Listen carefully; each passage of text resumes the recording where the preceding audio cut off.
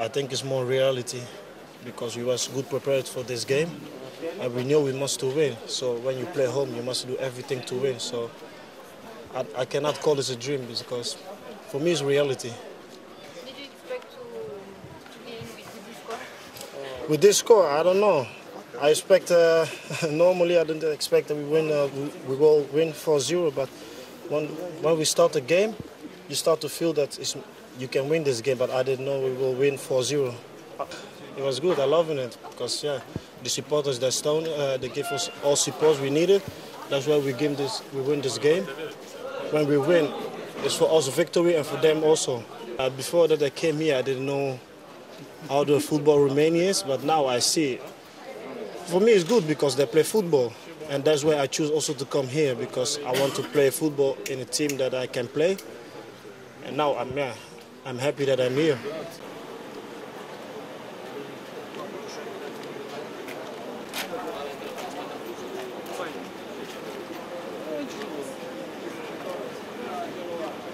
Trebuia să vină și pentru noi. Înfrângerea doream să vină cât mai târziu.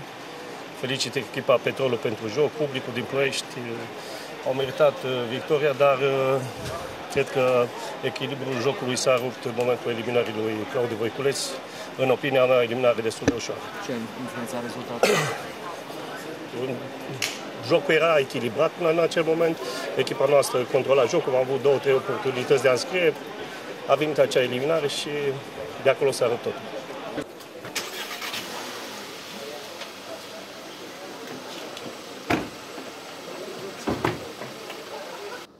Am pierdut un jucător pentru minim 2 etape, pe Claudiu Voiculeț, și toate erorile dau dreptate nouă. N-a fost absolut nimic. Deci absolut nimic. O intrare corectă, poate dacă eram la basket să fi dat un cartonaș galben, dar la fotbal sub nicio formă. Și atât a fost o eliminare directă care mi-l scoate cel puțin 2 etape din joc. De asta sunt cel mai supărat. Înfrângerea o accept cu demnitate când un adversar este mai puternic decât noi și ne învinge categoric. Nu contestăm victoria Petrolului sub nicio formă. Deci nici nu mă gândesc să contest victoria Petrolului. Eu doar nu m-am luat de arbitri, chiar în general știți că nu comentez arbitrajul. A fost chiar în fața noastră și la asemenea fază nu se dă roșu nici dacă ești rău intenționat. Foarte frică, pentru că știam ce atmosferă este în tribună. Avem jucători foarte tineri, unii dintre ei poate n-au nici 20 de meciuri în prima ligă și să joci în fața 15.000 de spectatori și cu acustică fantastică. Știu din experiența anului trecut, când terenul era suspendat și au fost doar vreo 3.000 de copii și femei și a fost un vacarm mai tare decât la Târgu Jiu când jucăm cu Steaua. Totuși surprinzător ca o echipă care a fost lider și cred că poate mai sunteți, n-ați avut suport de deplasare. Păi nu avem în general. Nu, sunt deplasările lungi și noi nu prea avem nici acasă. Deci, la noi galeria este formată din cei care vin meci de meci. O victorie meritată, un joc bun făcut de echipa noastră, cu o echipă bună și chiar l-am felicitat pe Grigora și înainte de meci și după meci. O echipă care joacă. Ați nimerit echipa astăzi? Am făcut schimbări. Am făcut schimbări, am băgat jucătorii care în această perioadă erau cei mai în formă. Și mi-a prins foarte bine meciul cu Shachiru, chiar dacă au fost comentarii că vezi, doamne, că spectacol sau au defilat pe aici. Au defilat, dar de acel meci m-am folosit ca să văd formula care va juca cu Panduri. Aici am și riscat. La meciul ăsta am și riscat, ținând cont de situația în care eram cu 9 puncte după 7 meciuri. Am riscat, dar nu vedeți că a ieșit. Și Bugema și Marinescu au făcut un joc foarte bun. L-ați recâștigat și pe felicitări. Da, a făcut un meci foarte efort mare, a alergat foarte mult, a și înscris. Bănescu ne-a zis acum v-ați gândit după evoluția foarte bună a lui Hanutoschi de la Ciferi?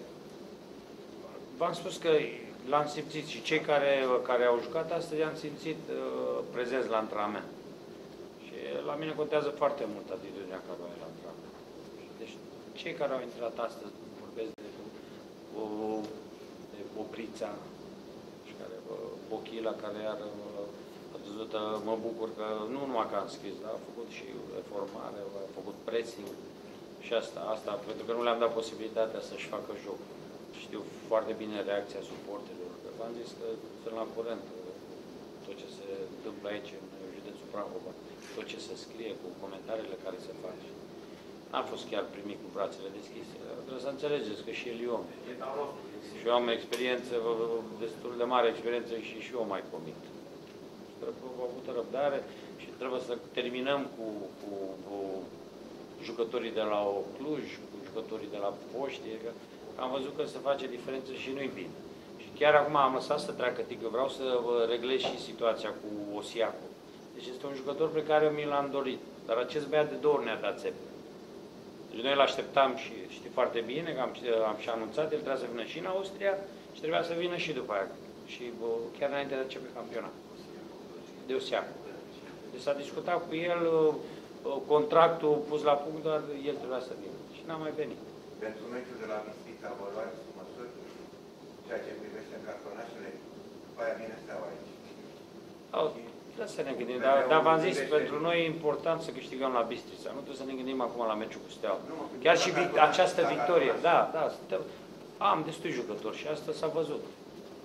Acum nu vreau să risc ca să-i menajez pentru meciul cu Steaua. Nu mă interesează meciul care vine. Deci meciul cu Bistrița, v-am zis că nu are nicio valoare victoria asta, chiar dacă e cu liderul în acest moment, dacă nu câștigăm la Bistrița. Ținând cont de ce urmează, cupă și meciul cu Steaua. Deja suporterii se pregătesc.